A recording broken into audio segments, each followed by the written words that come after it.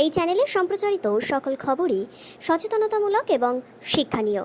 কোনো কিছুই প্রভাবিত নয়।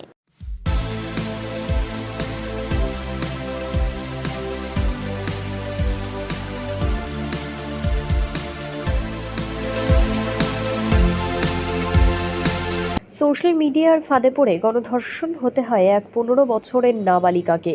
পুলিশ সূত্রে জানা গেছে, গত 15ই আগস্ট শিলিগুড়ির প্রধান নগরের ওই নাবালিকাকে ফুসলিয়ে বেশ কয়েকজন তরুণ কাওয়াখালীর এক নির্জন জায়গায় নিয়ে গিয়ে তাকে নেশা করিয়ে তার উপর শারীরিক নির্যাতন চালায়।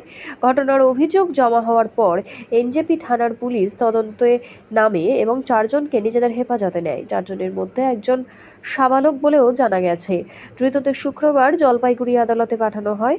ঘটনার পরপরই নিন্দায় সরব হন শিলিগুড়ির বিধায়ক শঙ্কর ঘোষ। শনিবার সাত সকালে প্রধাননগর তার বাড়িতে পৌঁছান বিধায়ক। তিনি পরিবারের সঙ্গে কথা বলেন, তাদের পাশে থাকার আশ্বাস দেন।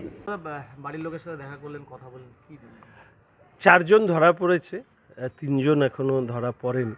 ঘটনা ঘটেছে একটি নাবালিকা স্কুল ছাত্রীর সাথে। ডাক্তারের রিপোর্টের অপেক্ষায় আছি। মেডিকেল কলেজে ভর্তি আছে।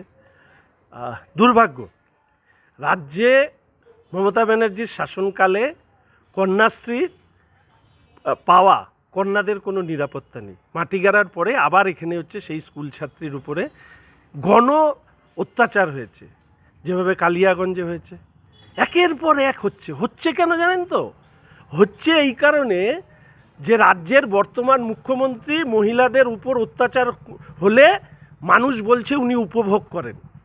এই উপভোগের কারণে কোনো অপরাধী শাস্তি পায় না। কামদুনি থেকে আরজিকর, এখন শেষে এসে দাঁড়ালো আমাদের শিলিগুড়ি। জীবনে কখনো হয়নি।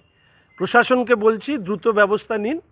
আর অনুরোধ করব, স্কুলের বাচ্চা থেকে শুরু করে কলেজ ইত্যাদি সামাজিক মাধ্যমে পরিচয় এবং পরিচয়ের পরে এইভাবে কোনো অপরিচিতদের সাথে দ্রুত তাদের সাথে সাক্ষাৎ করা যাওয়া, তার পরিণতি কতখানি ভয়ঙ্কর হতে পারে এই ঘটনা প্রমাণ করলো। আমি মাননীয় শিক্ষামন্ত্রীর কাছে আবেদন করতে চাই যে এই স্কুলের এই ঘটনার ছাত্রীর সাথে এই ঘটনা ঘটার পরে আমাদের রাজ্যের সমস্ত স্কুলে সামাজিক মাধ্যমের এই পরিচয়, তার পরিণতি কি হতে পারে ভয়ঙ্কর, সেই নিয়ে অন্তত একটা কাউন্সিলিংয়ের ব্যবস্থা করা দরকার, যাতে এই নিয়ে ছাত্রছাত্রীদের মধ্যেও একটা সচেতনতা তৈরি হয় যে দ্রুত সিদ্ধান্ত নিলে কত ভয়ঙ্কর বিপদের মুখে পড়তে হতে পারে।